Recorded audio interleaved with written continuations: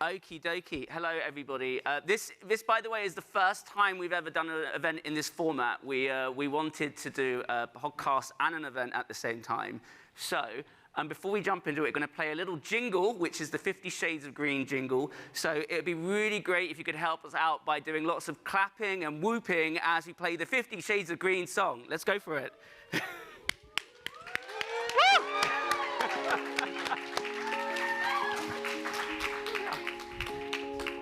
See how long that one runs. It's a good song, isn't it? Is that a podcast song?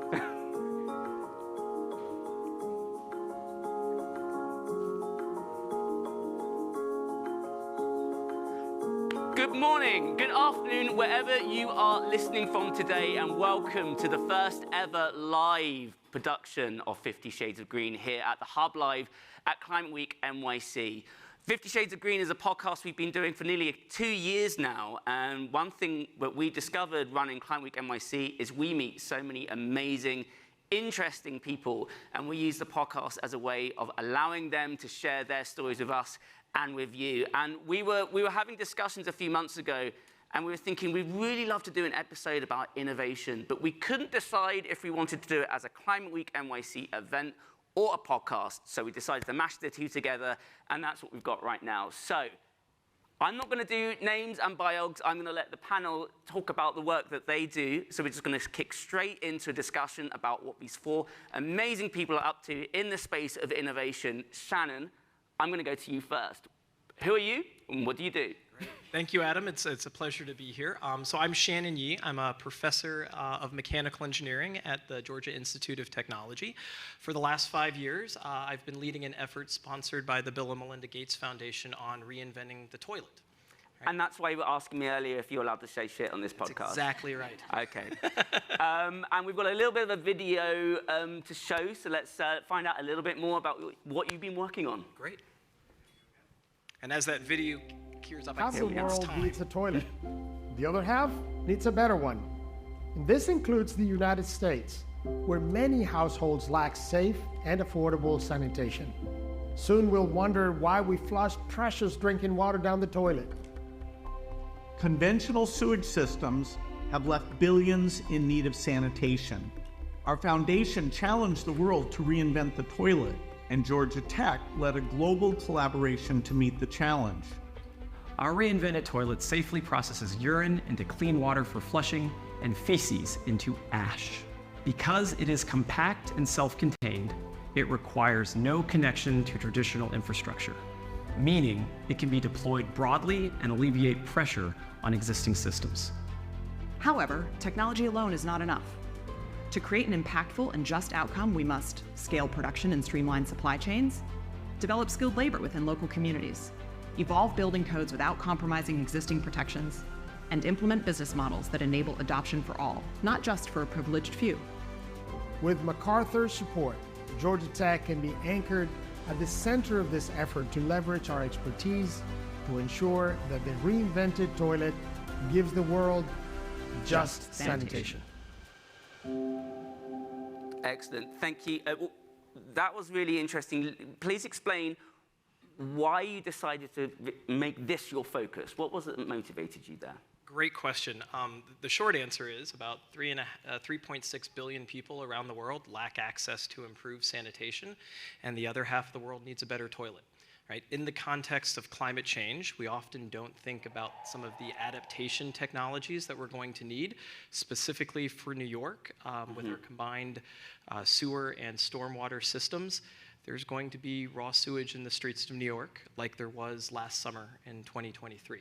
Right? So we need to really look at this overall infrastructure and system and start turning it into an appliance to be able to be prepared to adapt for the changing climate. And I guess sometimes when we talk about innovation, we sort of think about the latest iPhone, the latest electric vehicle, but you're talking about things that are desperately needed around the world, and especially in the global south. Do you think that makes it easier or harder to get attention and funding and all the things that you need? In the context of the toilet, it actually makes it a lot easier because everybody poops, right? Everyone is familiar with that technology. So it's just something we often don't discuss. And so bringing and elevating that dialogue, I think, really is important. when it comes to the toilet, it's been around a long time, 150 years without real innovation. I've got one. You got one. Yep. Exactly. They're everywhere, right? But the challenge is we have to change, right? Because the current practices are not just. And so the theme for Climate Week is it's time, right? It's time for just sanitation. These practices have existed for millennia, where we have affluent individuals living where water enters a city, and less affluent individuals live where water exits a city, right? It is a huge source for injustice around the world, and honestly, lack of access to sanitation is what keeps people in poverty. So if we want to address climate adaptation in a just manner, we're going to have to look at everything we're doing, including sanitation. So a toilet is something that everybody can understand. Maybe let's talk about an area that not everyone can relate to, which is going to Mars. Vlada, tell us your story. Maybe we stop first on the moon, but gladly. My name is Vlada Stamenkovic, and I work for Blue Origin. Blue Origin is, you may know, is an aerospace company. But when I left 4 years ago, NASA, I joined Blue Origin because it's an aerospace company that is focused to bring benefits back to the Earth. And not in the far future, but today.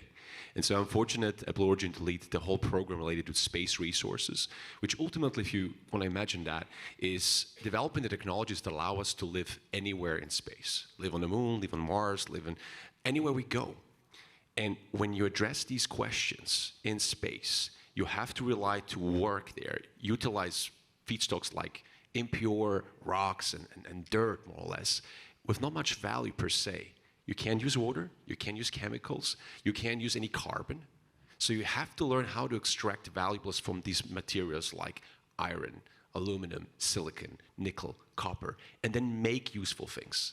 And so what we're doing at Blue Origin is we're developing technologies right now that take any dirt on the moon, but also on the Earth, soil, sands, rocks, and in a complete green way. So without any carbon emissions, because there's no carbon involved in it, without using water or any chemicals, using just solar power, we are extracting valuable metals, which we all need for anything we do, valuable critical minerals. And we're using these to make them the most basic thing to drive things, which is power. We're making solar panels with that. And so we're trying to stir up the technologies that allow humanity, no matter where, to actually generate whatever they need locally without the need of transportation and make that in a complete green way. So you're working on something quite literally out of this world. Tell us, as a human being, what made you want to do this? What sort of gets you up in the morning? Well, that's a good point. A good cup of coffee helps, or two. But generally, when I was a kid, we just spoke about Star Trek, and I always loved Star Trek for one specific reason, not because of the action or adventure. It's because it's a society where humans have managed to get there, I'm not going to use the word now yet, exactly, together, and actually work together globally, bring fairness and justice, appreciate each other, be amazed by each other, and ultimately do what humanity is destined to do, just be explorers. And so when I initially started working in space exploration, I really believed space is the next frontier that connects this. For me, let's connect is the important part, connecting space to the Earth, learning about the Earth from space. Look at just, for example, how monitoring the Earth from space has taught us a process about connections, about injustices as well. And so the next step is to really learn how we can live in space and how that new approach of thinking that is completely disconnected from our technologies that we maybe used for 2,000 years. A lot of the actually smelting and processing that we do in metal industry is from the Roman Empire still. So thinking out of the box, literally, thinking away from the planet allows us to completely connect space and the Earth and help also heal the Earth and our society. I guess between space and the Earth, we've got lots of sea and land, and US naval research. You kind of work there, huh? No, we do. My name's Heather Willauer, and I work for the U.S. Naval Research Laboratory. I've been there for about 20 years. And we're specializing, the technology we're developing is removing carbon dioxide from seawater, and then the utilization of that CO2 to make fuel and materials for the Navy. So our job It's fitting in with the climate goals, which is fantastic, but it is to how do I make fuel when and where I need it. Is it like jet fuel? Yes, jet fuel from seawater. Yep. That sounds like something from Star Trek. Hopefully we're making it less and less like Star Trek and more like a reality with the electrochemical technology that we have that removes the CO2 and enables hopefully the ocean to recover even more CO2 from the atmosphere and reequilibrate it. So it's a great sink for CO2 and for our climate initiatives and working in that area to do that. So obviously we're talking to different people, innovators, not just on this stage, but in the audience as well. Some people work for small organizations that can move fast, and some people work for very large organizations. The US Navy is definitely a large organization. How does that change the way that you approach innovation as a researcher, as a scientist, as an individual trying to make a difference? Well, as an individual trying to make a difference, we want to put our technologies and develop technologies to put it in the hands of the warfighter. We want to transition the things that we develop in the laboratory and put it in their hands to make a difference so that they can protect our country and the things that we do here. And so that's my objective as a scientist. How do I do that? What technologies do we develop that we can put out there in the fleet and help them? It's an interesting one, isn't it? Because when you think of, sort of military, effectiveness is the number one rule. And we did a panel at the US Climate Action Summit early in the year with Meredith Berger, the Assistant Secretary to the Navy, and she was commenting on how actually sustainability is logistically much better. Is that your experience as well? Absolutely, right?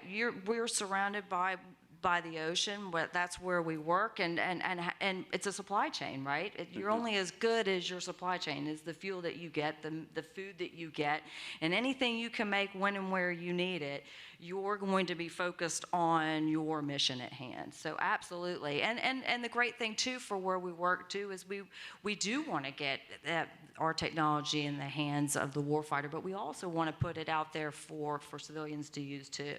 That is our objective and goal. And that is a huge part of the conversation today as well, is that innovation means nothing if it's not being used by real people. Right. David, tell us about your experience and the people that you're working with and the innovations that are impacting their lives. Sure, and very impressive segues, Adam. My name's David Nicholson. I'm the Chief Climate Officer for Mercy Corps. Mercy Corps is a global humanitarian organization. And we're here at Climate Week because in the places that we work, the climate crisis is a humanitarian crisis, and that's today. So there's a ton of urgency for us to engage. When we think about our work we work in 42 countries around the world, all experiencing extreme climate risks. Adaptation and resilience is the watchword, right? These are communities that are least responsible for climate change and suffering the worst impacts today. So this is our motivating force. And adaptation means doing something different, right? It means that whatever the systems of livelihoods that may or may not have been working to whatever degree beforehand probably no longer work. So it's an opportunity for change. That creates an opportunity for innovation and to bring in new ideas, to develop locally new ideas, new technologies, new approaches that can be appropriate to that context, that challenge in this changing environment we're in. So the opportunity for innovation is vast. Putting aside how ridiculously intimidating it is to be on stage with these three rocket scientists. They look so scary, don't they? Yeah. But I'm really grateful that we're part of this conversation because we're thinking about it from all the way downstream, the user end. What is needed for communities, individuals that are in greatest need, and how do we target innovation to meet that purpose? How do we design with a core purpose in mind? And that's something that at Mercy Corps we think a lot about. What are the challenges that are being faced locally, and how can we work with the innovators around the world, whether they're locally, whether they're somewhere else across the world, to develop products, approaches, services that can impact them. We have learned that proximity really matters, right? Like R&D can happen anywhere in the world, but when it comes to the application and the design of solutions and technologies that can solve a problem in a place, being embedded in that location really matters. And we have 6,000 team members around the world who are working with local research institutions, local businesses, all sorts to try and connect the innovation that might be happening globally to innovation locally to solutions that can roll out and scale. We don't have time to for solutions that aren't going to scale. So the innovation has to be driven on what can reach as many people as possible. So that's how we think about it. One of the things that I learned when I worked in the humanitarian aid space before jumping into climate is when you're in the field, if you're in a refugee camp somewhere, it's a completely different experience understanding what people need. I've certainly been guilty of sitting in an office in London or New York and thinking what people need but when you're on the ground, you know. When it comes to innovation, coming up with ideas and technologies that are going to make an impact, how do you bridge that gap between the people on the ground and the people who can actually invest in these different technologies? Yeah, it's a good question, and there's no magic formula for it, right? But it is, and we try and play a bridge role between what's out there in the world is happening, but then really listening to users. I mean, it sounds trite, right? But actually listening to users is really important. Let me give you a couple of examples. We've been doing adaptation resilience building work in Kenya, and particularly northern Kenya, for a long time. And we came in with a bunch of ideas of the sorts of innovations that would be necessary: early warning systems, remote sensing, ability to track soil moisture for rangeland, and all this stuff's really important. But something that we learned by listening to communities there was one of the biggest things they needed help with was cold storage because of the camel milk. Camel milk for the Somali I've heard camel milk is delicious. in the north. It's an acquired Seriously. taste. My husband lied to me then. It's a little sour for me, but it is very popular. But they lose. The latest figures we saw: 1.3 billion Kenyan shillings a year in value of camel milk is lost to a part of the country that can't afford to lose that amount of money. So this is a real challenge, and we've been working for many years to figure out, okay, what are the emerging technologies and solutions that might be coming out of research institutions around the world? Who are the dynamic social enterprises companies locally in Kenya? I don't know if anyone spends much time in Nairobi. It is an innovation hub to an incredible degree, and there's such a lot of creativity there. Tons of startup businesses trying to solve these problems. So if we can identify those entrepreneurs who see this challenge, we're able to use some of our philanthropic money, our public money, to support partnerships, support interaction with global research institutions, and then help them innovate, develop. And there's a company now in Kenya called Savannah Circuit that has developed a mobile cool box system that can go on the back of a little motorcycle, electric motorcycles, of course, on the back of little trucks, and electric powered. It's been optimized so that it works in low light because they tend to transport in dawn and dusk to maintain a sufficient temperature so that camel milk doesn't spoil coming from the northern towns and counties into the sort of sub-regional and then ultimately down to Nairobi. Another quick example, we've been working in Nairobi, a similar challenge: cold storage. Everywhere cold storage is fishing communities in Lagos, spoiling fish constantly. There was a great product on the market, a company called Coolbox, but they were struggling because their business model was trying to sell to other businesses and it just wasn't working. So the innovation there wasn't the technology. They had the technology. It was the business model. And we helped them experiment with different business models and realize that actually with the right financing, you could sell direct to customers. You could actually sell direct to largely women fisher people who were making enough excess money to pay back the loan on a product like that in surprising speed. So there's different sorts of innovation comes in at different points of the value chain. Shannon, I see you nodding furiously along with that. What's your take? Yes, so as a professor, you have to get out of the lab. You have to go and engage the world. We have to take our students with us. So when we were reinventing the toilet, we set up operations in South Africa and India. During the pandemic, we actually were field testing in people's homes, right? All the different innovations. How intense is the field testing in people's homes? That sounds slightly uncomfortable. It is slightly uncomfortable, right? You have to engage people where they are, have to take the feedback, you have to figure out how you're going to actually make this technology work. So I think so much of this is we have to get out of our research labs, out of our comfortable spaces, and go and engage the world where it is, right? In the case for New York City, I've been amazed at just trying to understand some of the sanitation challenges for the city. Did you know that there are 7,400 miles of sewer lines underneath the city? I didn't know that, but I can believe it. Yeah. Now, that's insane. With 5,280 feet in a mile and a cost of $250 per linear foot, that comes to a price tag of about $10 billion of embedded infrastructure. And the price to fix the sanitation problem in New York is a little over $100 billion. Wow. Right? To put that in perspective, just for New York City, with the 10 million toilets that are here, that's about $10,000 per toilet. Are you willing to pay $10,000 for your toilet? I'll just hold it. Yeah, you'll hold it. Exactly. Right? So when you start engaging in a regional challenge, right, it becomes, everything else is different. So you have to get out of the lab. You have to go and engage people where they are. You have to listen to what the actual challenges are, or you won't be able to invent a solution. So pulling back the Climate Week NYC curtain a bit on this, and this is a conversation I joined as the head of Climate Week in 2018. I've had this conversation a lot and about how do you make climate summits effective? We can't just talk about innovation and not trying to innovate ourselves about what we get out of these meetings. So I'm going to ask a challenging question. Please answer it as you will. But Vlada, this is your first Climate Week NYC. How can we make summits like this more useful for someone like you who is an innovator? What are the things that you need to take away from a week like this to do your job more effectively? I think this is happening right now. I mean, you said you're impressed by the technology side. I'm impressed by you. I mean, ultimately, it's finding that bridge between urgent need right now, and that's something that you're tackling, like needs that need to be fixed yesterday. Like people need this, and so that's the part that I want to learn about, because what we're developing is not right now, but not too far in the future. So we're trying to ultimately, you work with technologies right now that will make people's lives better, but we're thinking about technologies that will ultimately have to evolve into, if we really want to have a green planet, a green future, carbon neutrality, and beyond that as well, real environmental friendliness.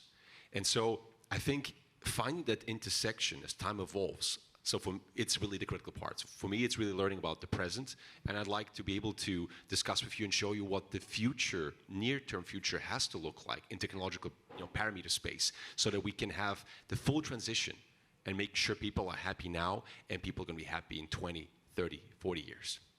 Brilliant. Heather, do you have a take No, on that? absolutely. It's connecting people and connecting people in the laboratory with what the problems are.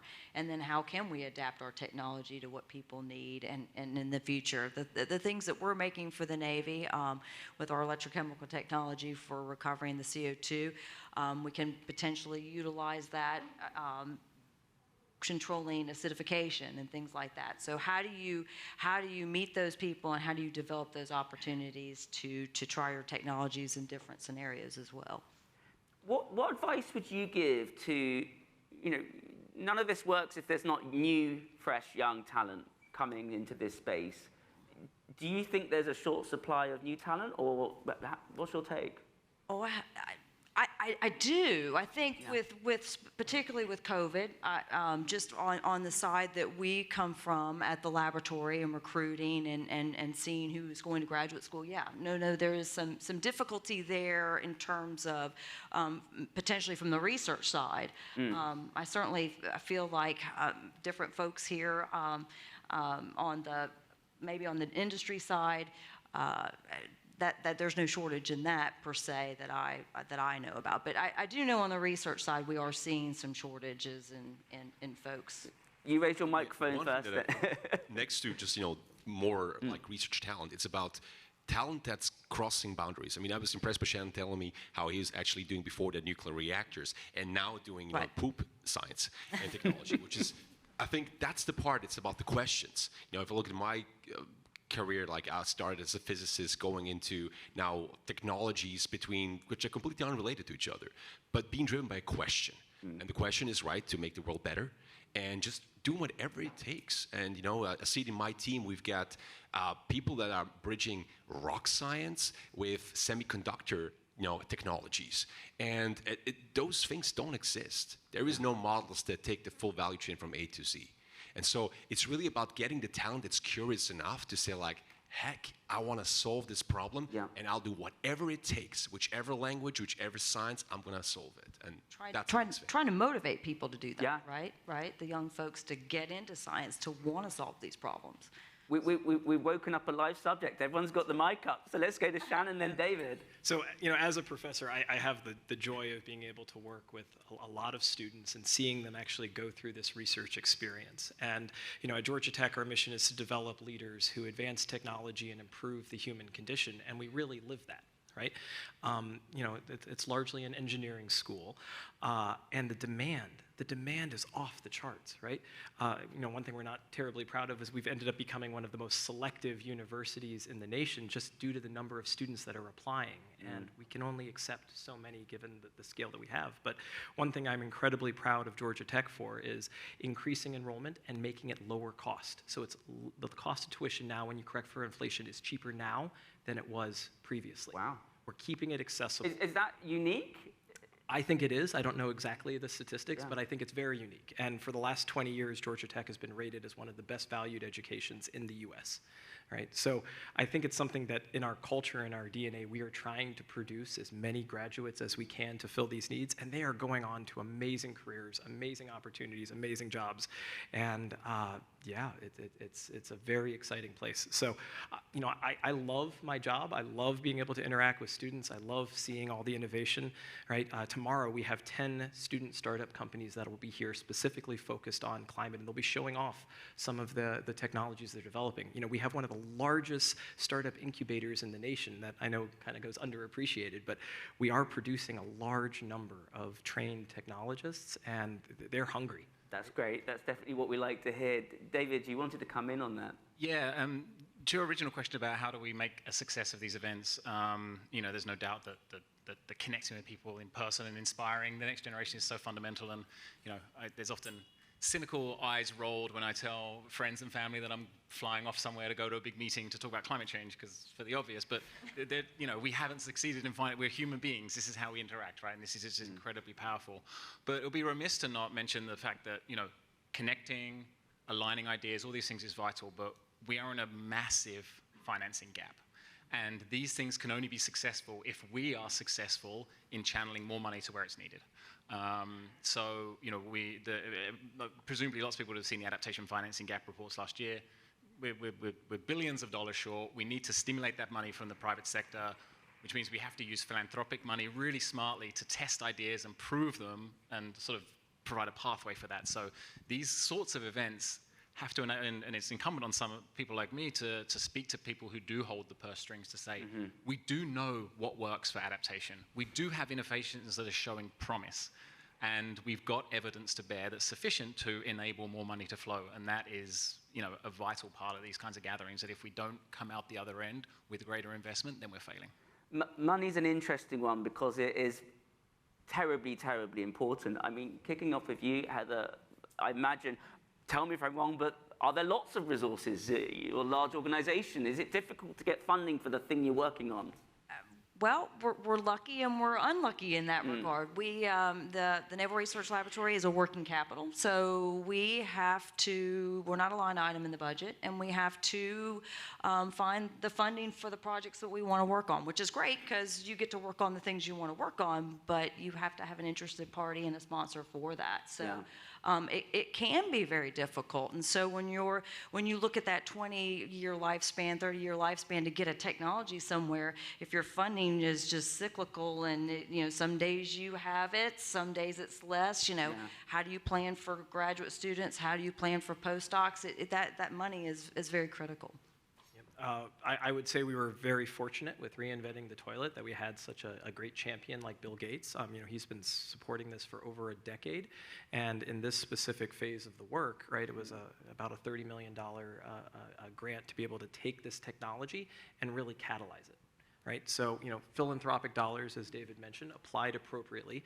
We've been able to license the technology to 3 large global manufacturers, one based in Europe, one based in Asia, and one with their manufacturing here in the US. Our partner, Lixil, which owns brands like American Standard, which is the #1 toilet brand in the US, and DVX, which is actually the toilets here in the glass house, which I noticed when No way. I was like, hey, there we go. So, it's how do you take that philanthropic capital, use it to catalyze an innovation, and then how do you translate that to industry where they want to go after scaling commercially, right? That's the benefit that you have. And so when we have this type of commercial demand globally, right, where they're like, okay, we're now ready to take this forward, I don't have to spin out a startup company. I can hand it off directly to large global manufacturers. They can walk down the path of making it lower cost and then distributing. So these global partnerships, and I think Climate Week is great because this is where some of the connections happen. Vlada, the first time I spoke with you, just over a year ago, I remember thinking, I have no idea what this call is about. Same here. I don't know how it relates to climate change. I don't know. And then I sort of came off the call thinking, we're talking about going to the moon. My mind was blown. But the reason why I say that is, for a lot of people, they don't realize this is a problem. They don't even realize this is a thing. So whether it's funding or other support, how do you find that journey of making people understand that what you're working on is a thing? Is a thing in general? Is a thing that is a thing that we should prioritize? Is a thing that it can be a solution to climate change? That's a good question. Well, I'll start first with one thing. If I look at my team, and a shout out to Team Blue, but also to the Space Resources Center folks in Los Angeles. These are multiple tens of people who come initially from all kinds of sciences, engineering, and they've chosen this path because they believe that hard work is required between space and the Earth to not just open up the future, but really solve the problems of the present. Yeah. And those people are really, I admire and I'm proud to be working with.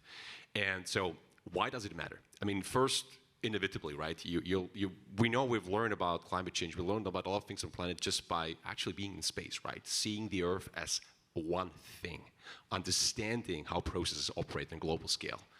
That's been the key to actually understand what's going on the planet. But ultimately as well, just very practically, so away from going to the moon and going beyond there where we go, the current technologies we develop right now, right, are going to be applicable to help get to green steel, get to more green mining. And ultimately, that's why I'm excited about you two guys here very much. You two, of course, but starting here on the... Come on. They got me really on the direct people needs. We're developing a system in partnership with NASA called Blue Alchemist that down the line will be capable of being deployed anywhere on the planet, in Africa, in Southeast Asia, in South America, here in the US, where we also need it, and just take in dirty rocks and sand and soil, put it in the reactor it's a small system that is ultimately driven by solar power, and you can generate ultimately solar panels. So think about that. Everything we do, right, requires power. Everything. And so if you can do this anywhere on the planet, give it to communities, and that's what my wish is, that we can give it back to communities that are in need, that they can suddenly generate power in a green way with no toxins, just with the dirt they have in their garden, and then use that power systems to connect to actually flushing toilets, to getting groundwater, to growing food, and connect to knowledge. I ultimately, we're going to be, by exploring space, right, giving space to so many brilliant minds living in the universe. But with this technology in the next few years, we'll be able to activate those brilliant minds all over the world that don't have a chance to actually speak and to be creative because they have to survive. And so, if you ask me why this matters, why space matters right now for the Earth, something that started by thinking how we survive in space is leading to technologies nowadays that we're working with NASA and the Department of Energy, hopefully, to really drive actually change in the next 5 years in communities in the US and globally to make their lives better. And the way why this works so well is because when we're thinking about technologies in space, we have to think differently. And we have to think without carbon. I always joke and say, when you go to the moon, the only carbon we really leave is what we leave behind. There we go. Connection right there back to Shannon. It's not much carbon, So we have to, per se, develop new technologies that do not rely on carbon. And in our society, we've relied on carbon forever in different forms. And so that space is teaching us to really expand our horizons to not be a carbon-dependent society. David, your response to that? Yeah, I really want to pick up on something Vlada said around the ability to see the world as a whole and sort of connecting that all the way down. It's become so fundamental to the work that we see on the ground. So, the ability to start to, from the earlier basic satellites to now all of the predictive modeling and the incredible amount of climate data we have out there, there's now this incredible rich ecosystem of organizations that are taking that data, developing predictive models, developing early warning systems, and this stuff comes all the way down to very specific on-the-ground benefits. So one example, we have a program in Guatemala that's looking at early warning systems for hurricanes that are very specifically targeted. The reason we want them to be specifically targeted is that we have a system in partnership with some digital financial services companies to catalyze remittances to be sent 3 days before the arrival of a hurricane. We know that this is called anticipatory action in climate speak. We know that dollars arriving a few days before are so much more valuable than dollars arriving a few days afterwards. The system only works if the information is accurate. People trust it. So the fact that we now have gone from this ability to see the Earth as a whole, different layers of analysis now gets to incredibly accurate predictions so that we can, on the ground, catalyze money to flow from often around the US in remittance form to households in Guatemala that are then able to invest money in their preparedness and response is an incredible on the ground. That's a great example of how technology is really making an impact. Heather, I see you agreeing with that. No, it's just fantastic to hear that's happening, right? And the things that people are working on are making a difference. And also, in those areas that definitely need them, in the impoverished areas. I'm going to, Shannon, please.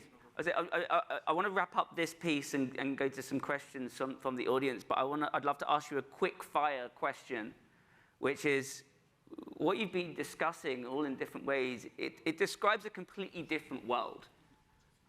I'm quite melodramatic, but I think I'm not being melodramatic there. So in your mind, how different do you think this world is going to be in 50 years' time? And we hear a lot, there's 900 events going on. We're all saying we don't want the planet to end. Global warming is going to do all these terrible things. But you're talking about positive changes to the world. So a very brief answer, what do you think the world will look like in 50 years' time? Shannon? I'm very optimistic. I think the world is going to be great in 50 years' time. You've given me a lot of time there to be able to invent new technologies and deploy them. So I'm very optimistic for the future. I don't think people will change all that much. I think we will invent the technologies that will save us like we have in the past, and we'll be able to continue to have a very prosperous life. Thank you. Heather? No, I agree. I agree that those situations that we get into as human beings that crunch us in and make us have to innovate, that we're going to innovate. And we've got a lot of smart people, and I think we'll be fine. Great. It's always amazing, yeah. That is a great quote line. I think we'll be fine. No, I do. It's amazing looking back, just as we age, just to see how people haven't changed. But innovation is there. I'm always working with postdocs and new people at the laboratory, always excited to see how their mentality and how they've come and changed and forward thinking and wanting to help the planet and wanting to help humanity, Brilliant. Thank you. David?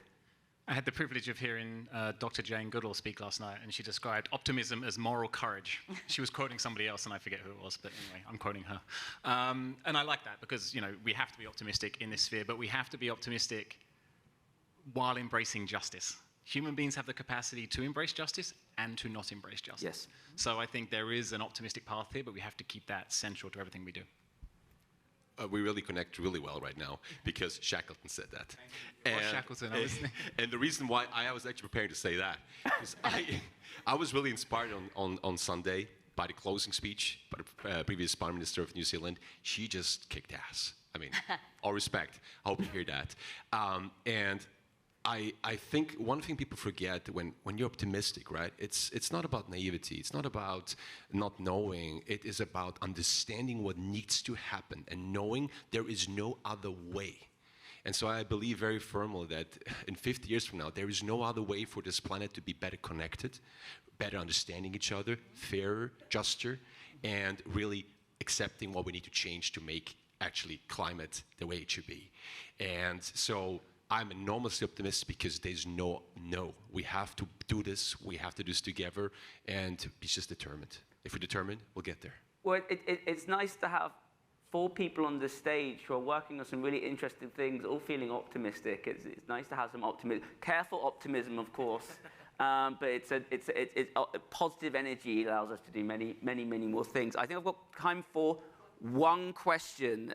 Does anyone want to ask a question in the audience? Hands up who's feeling optimistic. It's a speaker's dessert, right? Phil in the corner. Tee one up. Well, I say thank you to the audience for helping us out because I was running over schedule. So no further questions. I do want to give you all the last word and say, out of big week ahead, 900 events, as I keep on mentioning, there are a lot of young people wanting to engage, and they're asking how they can be involved. And often people say that young people don't have a seat at the table. They don't have a voice, and we try our very, very best, but it's difficult sometimes to involve people without being tokenistic. You need to find a way of making sure you engage with people. I'd love to each of you, in terms of the areas that you work in, what advice would you be giving to a young person that wants to go into the area that you work in?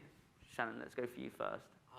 As a professor, I very much advocate for education, right? Go to school, learn. There's a lot more that you can do with education that makes you even more impactful, and you can really amplify that passion. So that's some of the advice I'd give. Education. And to top off education, I think what justice comes into to play there, because it is difficult and can be very expensive for people to get an education, but there's a lot of opportunities out there to get an education, so don't let that stop you. 100% don't let that stop you, especially in this country. College is very expensive, but don't let it stop you, because there's a lot of opportunities to learn and to get that paid for and to move forward. That's a great point. David? Once you're educated, I would advocate for getting your hands dirty. If there's a challenge you're particularly interested in, find an opportunity to work with, embedded with communities, or whoever is the relevant group of people. There's lots of ways to do that. In my world, that's international, but there's just as many things you can do here in the US. You can roll up your sleeves, volunteer if necessary. I started my career volunteering.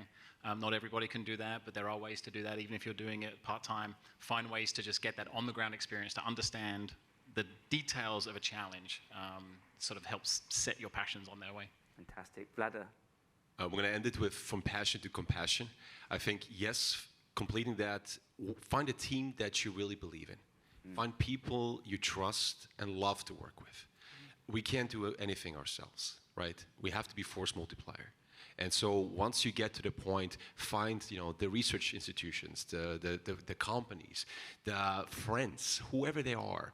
Unite your force, unite your passion, work together, and don't forget, it's not about a career.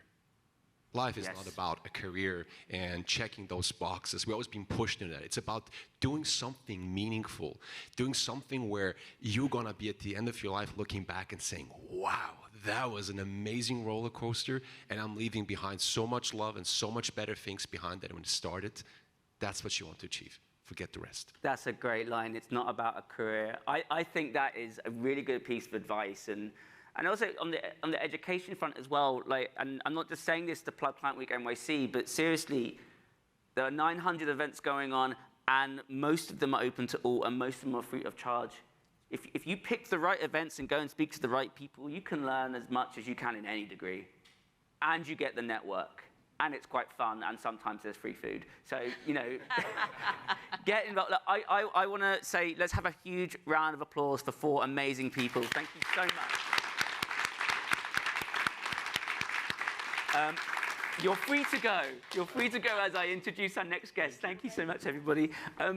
We're now going to move on to the next part of this episode of 50 Shades of Green, and I would love you to give a warm round of applause to my next guest, Suzanne DeBianca.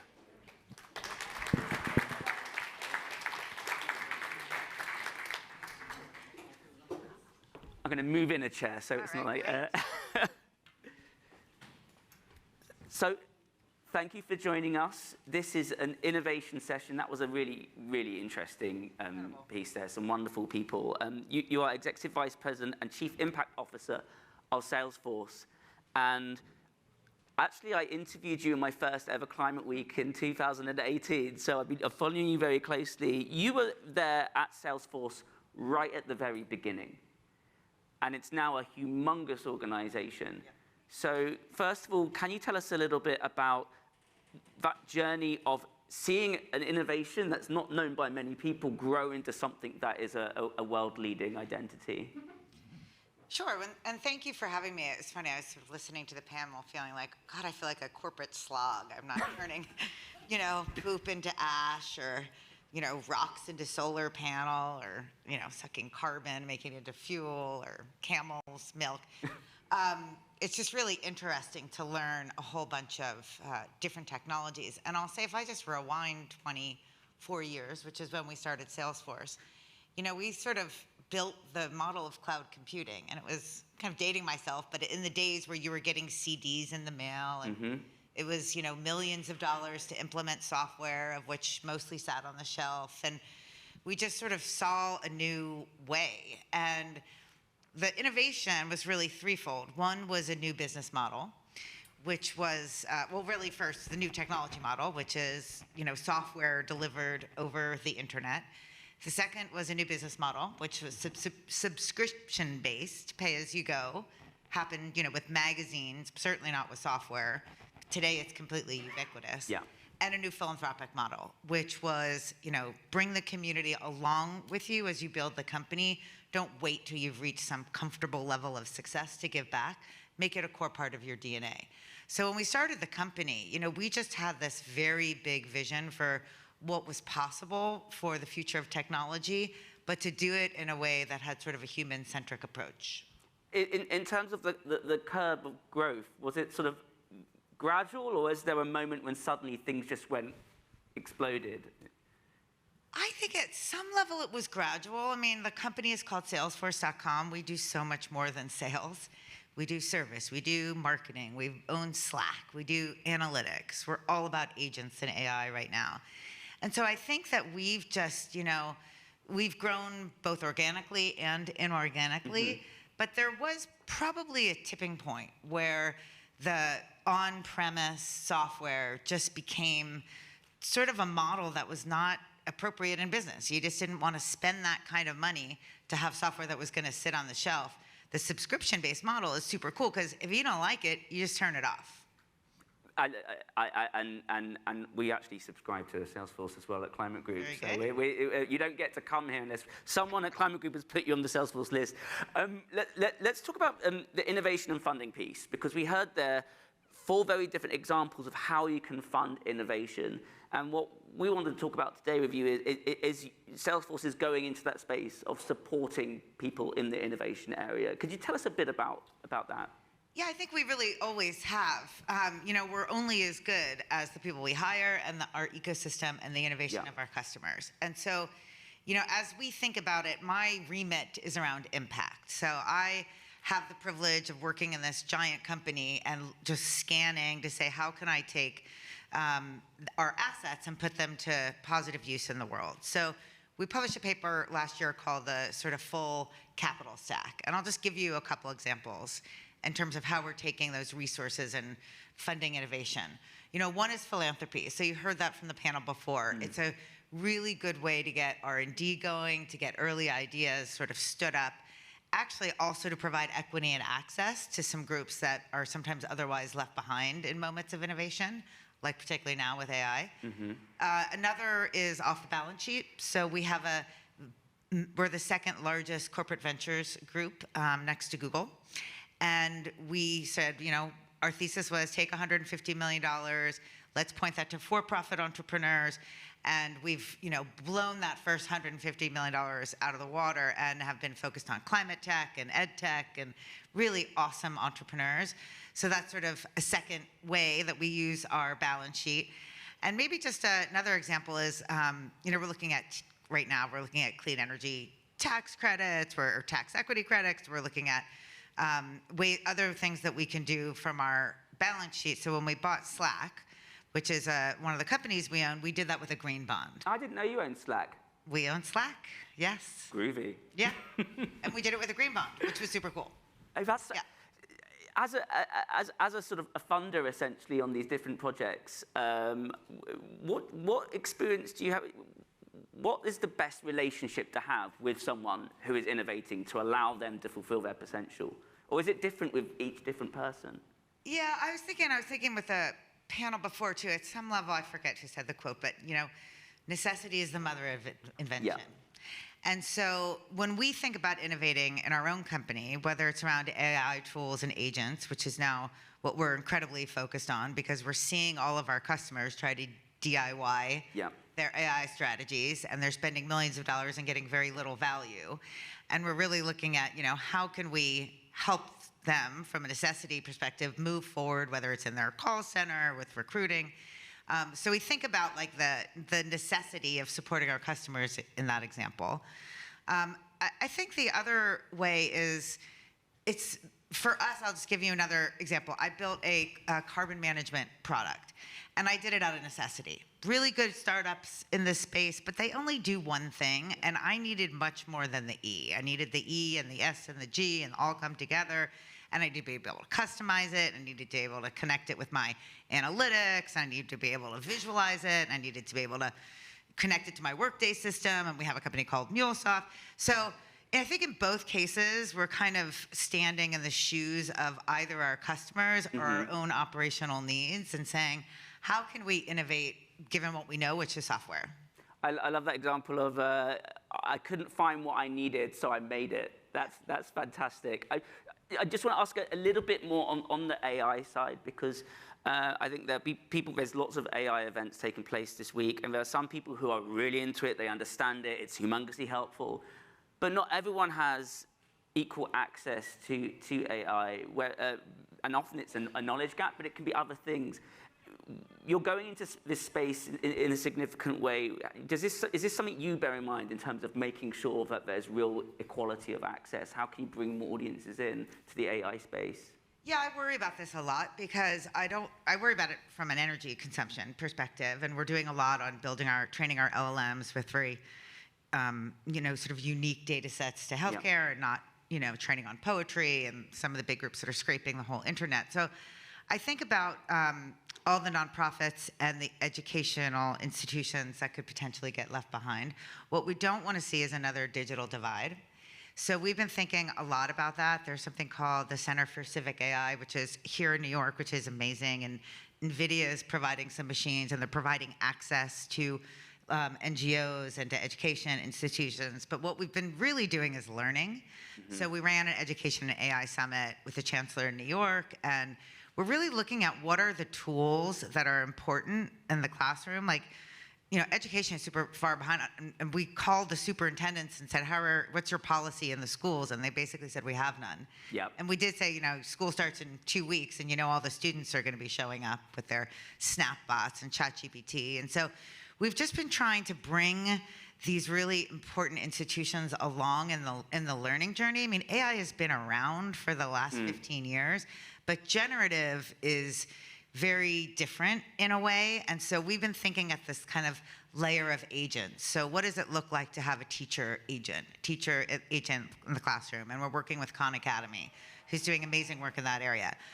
College Possible has built an agent layer, which is the ratio is about every student in public schools have about every college counselor has approximately 250 students that they're responsible for. And so that's like impossible to keep up with that kind of a load. So you can build a college counseling agent, which is one of the things we did with College Possible, and they're now able to give students assignments using ChatGPT.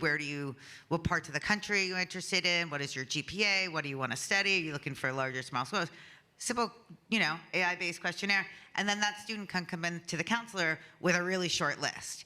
And so it's accelerating. Wow. So we're thinking about it in the classroom. We're thinking about it in climate in a whole bunch of different ways as well. You mentioned earlier about the days of having a CD in the post. I remember my first computer at school, it was a Sinclair ZX Spectrum Plus with a cassette. And there's one that's shared amongst like 100 people. We're at time. I do want to ask you one more question, and that's what we covered with the previous panel, which is this video of this is going out on the podcast. If there's young people watching that want to sort of emulate the road that you've taken, what would you say to them? It's luck and timing.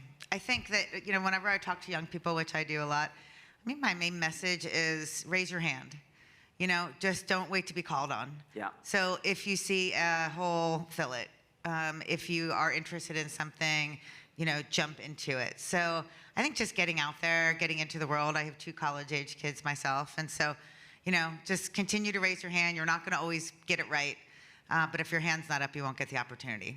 That's such good advice. I say, very English word, I often say be cheeky. Yeah, or be cheeky. The amount of, and I think we all can reflect in our own lives. There are times where we've not stood up because we felt we weren't good enough, or it would be embarrassing to be seen as putting ourselves forward. And you always regret those times in life. That's right. And even when you fall down. Especially when you fall down, it's a learning experience. And do you feel optimistic about the future? 50 years from now, like we asked the last panel, what do you think the world will be like in 50 years' time? I actually think the world's going to be radically different. Yeah. I'm very optimistic, but I think it's going to be radically different. I think AGI is real. It's going to be here. We're going to be living alongside of computers. We're going to be just operating in a whole different way. Our life is going to be a lot easier in some ways, but jobs are going to change. And I think, anything, the printing press and all the things that sort of scared people around losing jobs, I think it might happen a little bit in the short term, but I'm incredibly optimistic in the long term. And I think that we'll continue to innovate alongside with our machine agents about how to improve the state of the world and do it faster, more efficiently, and especially in the area of climate, get it done. Well, that's a great place to end on. Ladies and gentlemen, please give a round of applause to Suzanne DiBianca. Thank you. And that concludes our first episode. Thank you so much for joining us today. We hope we can do this again in the future. Enjoy the rest of Client Week NYC, everybody. Thank you very much. Matt, you did such a fun job. That was fun. Yeah. Thank you for going with it. Jumping. Hi.